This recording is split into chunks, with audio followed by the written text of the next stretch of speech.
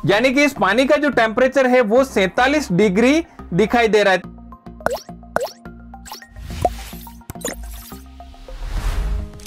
Hello दोस्तों, take में word YouTube channel में आपका बहुत बहुत स्वागत है। दोस्तों, चैनल से नहीं जुड़े तो अब भी सब्सक्राइब करें, साथ में ही घंटी का निशान जरूर दबाएं। दोस्तों, आज के वीडियो में आप जानेंगे कि एक मल्टीमीटर और क्लाइम मीटर दोनों में आपको कौन सा खरीदना चाहिए, कौन सा बेस्ट रहता है, किन किन कंडीशन में आपको ये खरीदना होता है। उसके बाद में आप जानेंगे मेरे पास एक मैको कंपनी का क्लाइम मीटर है जिसका मॉडल नंबर है 36 ऑटो BL। उसके साथ में इसका यूज कैसे करते हैं, यानी कि अगर आपके पास एक रिपेयरिंग की शॉप है जहां पर आपको छोटे छोटे लेवल पर आपको करंट चेक करना होता है, सर्किट चेक करना होता है, तो उसके लिए आपके पास छोटा सा अगर मल्टीमीटर होगा तो भी आपका काम चल जाएगा। लेकिन अगर आपको हाई लेवल पर यानी कि ऊंचे लेवल पर अगर आप काम कर रहे हैं, जैसे सोलर इंस्टॉलर हैं, तो इसके लिए आपको एक अच्छा सा क्लैंप मीटर भी खरीदना होता है। क्लैंप मीटर में भी आपको दो तरह के मिलेंगे, एक तो एसी क्लैंप मीटर, एक मिलता है डीसी एसी क्लैंप मीटर। यानी कि अगर आप सोलर इंस्टॉलर है या फिर आप सोलर में काम करते हैं जहां पर आपको डीसी करंट चेक करने की जरूरत पड़ती है, तो आपको हमेशा एसी डीसी क्लैंप मीटर ही खरीदना चाहिए।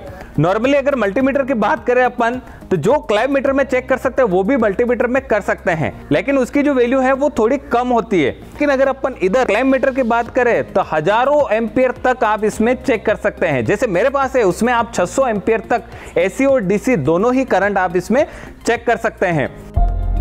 यहाँ पर आपको पहला फंक्शन मिलता है NCV यानी कि नॉन कॉन्टैक्ट वोल्टेज। इस फंक्शन की सहायता से आप बिना कांटेक्ट किए किसी भी वायर से यह पता लगा सकते हैं कि इसमें अभी वोल्टेज फ्लो हो रहा है या नहीं। जैसे ही आप वोल्टेज मिलता है तो इसे सेंस करके सेंसर यहाँ पर LED ब्लिंक होती है और साथ में ही बिप बिप की आवाज़ सुनाई देती है आपको। उदाहरण के लिए ये समझ सकते हैं कि इसका उपयोग जमीन में दबी हुई बिजली के तारों को खोजने के लिए कर सकते हैं या दबी हुई टूटी हुई लाइनों को खोजने के लिए आप कर सकते हैं। अब यहाँ पर सेकंड वाला ऑप्शन मिलता है आपको करंट चेक करने के लिए, यानी कि एम्पियर चेक करने के लिए। तो यहाँ पर एक ऑप्शन मिलता है जो फंक्शन का होता है जिससे आप एसी और डीसी सेलेक्ट कर सकते हैं। तो अभी हम एसी करंट चेक कर रहे हैं, तो चलिए मैं फंक्शन पर क्लिक करता हूँ यहाँ पर, और जैसे फंक्शन पर क्लिक करता हूँ तो यहाँ पर आप देख रहे हैं एसी लिखा हुआ आ गया है और यहाँ पर एम्पियर लिखा हुआ गया है।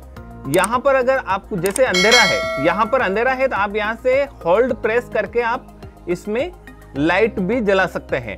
चलिए मैं अब यहाँ पर करंट चेक करता हूँ। तो करंट चेक करने का सीधा फंडा है, यहाँ से आपको प्रेस करना है और यहाँ से ऐसे करके आपको इसमें डालना है।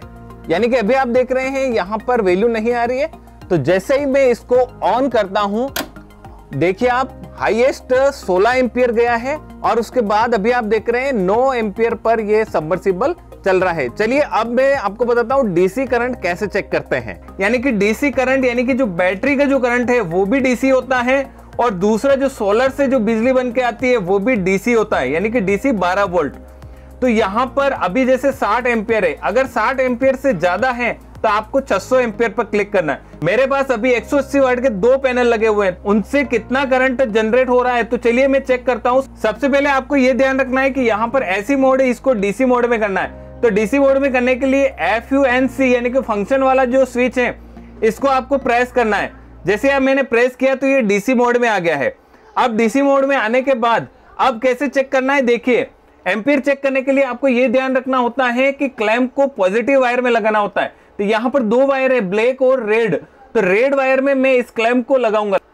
अभी आप देख रहे हैं यहाँ पर जो वैल्यू आ रही है वो 9.16 एम्पियर, यानी कि जो मेरा दो सोलर पैनल है 180 वाट के, अभी 9.19 एम्पियर करंट जनरेट कर रहे हैं। अब अगला जो ऑप्शन यहाँ पर मिलता है वो वोल्टेज और फ्रीक्वेंसी चेक करने के लिए। अब वोल्टेज चेक करने के लिए आपको यहाँ पर दो वायर मिलते हैं जिसको अपन बोलते हैं प्रोब। इन प्रोब को लगाना है। ध्यान रखें, प्रोब लगाने से पहले मल्टीमीटर को ऑफ करना होता है। तो चलिए यहां से आपको ऑफ करना है। ऑफ कर लिया और यहां पर एक तो ब्लैक है और दूसरा है रेड।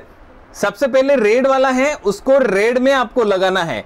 तो यहां से मैं ऐसे प्रेस करके इसको लगा दूंगा और उसके बाद में कॉम लिखा हुआ है यानी कि कॉमन, यहां पर आपको ब्लैक वाला जो प्रोब है उसको आपको लगाना है। अब यहां पर दोनों प्रोब के यहां पर कैप लगी हुई थी, इस कैप को आप निकाल लीजिए। कैप को निकालने के बाद अब आप यहां से फिर से V वाला जो ऑप्शन है यहां पर डायल को लेके आइए। अभी आप देख रहे हैं यहाँ पर डीसी लिखा हुआ है, तो इसको ऐसे करना है। जैसे अभी मैं जो घर में बिजली आ रही है उसका वोल्टेज चेक कर रहा हूं, तो यहाँ पर जो फंक्शन स्विच है इसको मैं प्रेस करूंगा। जैसे ही मैंने प्रेस किया तो ऐसे लिखा हुआ आ गया और यहाँ पर V लिखा हुआ आ गया। अब दोनों प्रोब को लीजिए और बोर्ड में लगा दीजिए। अभी आप देख रहे हैं यहाँ पर 220 वोल्टेज AC करंट आ रहा है। अब अपन चेक करते हैं DC वोल्टेज। चलिए मैं यहाँ पर बैटरी पर चेक करके बताता हूं, और यहाँ पर जो वोल्टेज दिखाई देगा उससे ये पता चलेगा कि आपकी बैटरी कितनी चार्ज है। तो सबसे पहले यहाँ पर ऐसे लिखा हुआ है, तो इस मोड को चेंज करना है। तो फंक्शन का जो स्विच है इसको आप प्रेस कीजिए और अभी आप देख रहे हैं डीसी पर आ गया। सबसे पहले आपको यानी कि रेड वाली प्रोब यहाँ पर प्लस लिखा हुआ है वहां पर लगाना है, और यहाँ पर जो ब्लैक वाला है वो यहाँ पर माइनस लिखा हुआ है वहां पर लगाना है। अभी देख लीजिए आप, यानी कि मैं यहाँ पर बैटरी को चेक कर रहा हूं तो 14.30 वोल्टेज दिखा रहा है, यानी कि बैटरी फुल चार्ज है। और जैसे ही ये वोल्टेज कम दिखाएगा इसका मतलब बैटरी डिस्चार्ज हो गई। तो इस तरह आप अपनी बैटरी भी चेक कर सकते हैं कि अभी फुल चार्ज है या फिर डिस्चार्ज है। अगला ऑप्शन मिलता है जहां से आप चेक कर सकते हैं कंटिन्यूटी, रेजिस्टेंस, डायोड और कैपेसिटर। कैसे चेक करना होता है, जैसे अभी आप यहाँ पर डिस्प्ले में आएंगे तो यहाँ पर ये साइन मिल रहा है, इसको आपको चेंज करना होता है फंक्शन से। जैसे अभी मैंने चेंज किया है और जैसे जैसे चेंज करता जा रहा हूं यहाँ पर चेंज होता जा रहा है। अब हम यहाँ पर कंटिन्यूटी चेक करने जा रहे हैं, तो यहाँ पर डायल है उसको कंटिन्यूटी पे कर दिया है और उसके बाद में मोड चेक करना है अपन को। तो अभी जो मोड है वो कंटिन्यूटी पे नहीं, यानी कि ये डायोड पर है।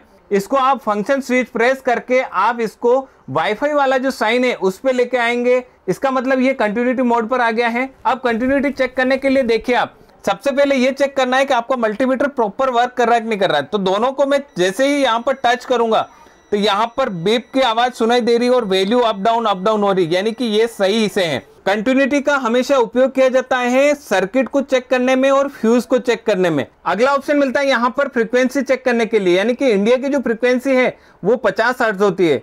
जब भी आप VFD इंस्टॉल कर रहे हैं तो वहां पर आपको सेट करना होता है कि इंडिया की फ्रीक्वेंसी 50 से जैसे अदर कंट्री के अदर होती है, तो आप इस क्लैम मीटर से चेक कर सकते हैं। अगला ऑप्शन मिलता है यहाँ पर टेम्परेचर चेक करने के लिए। अभी का जो टेम्परेचर है वो 35 डिग्री है। अगर आप यहाँ पर किसी लिक्विड का टेम्परेचर चेक करना चाहते हैं तो यहाँ पर आपको दो प्रोब मिलती है, एक मिलती है यहाँ पर रेड और दूसरी मिलती है ब्लैक।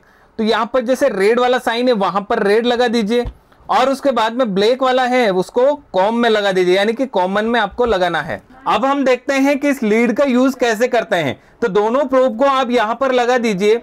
फिर जैसे मैं गर्म पानी लेके आया हूं और अब देखते हैं कि कितना गर्म है। नॉर्मली जो टेम्परेचर है वो 27 से 28 डिग्री है।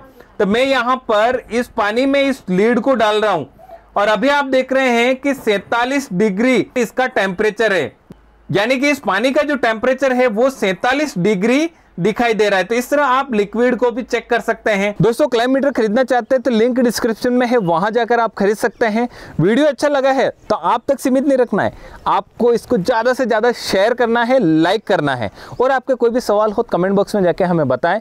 अगर चैनल पर नए हैं तो सब्सक्राइब करके घंटी का निशान दबाकर हमारा सपोर्ट करें। मिलते हैं अगले वीडियो के साथ, तब तक के लिए जय भारत, जय राजस्थान, वंदे मातरम।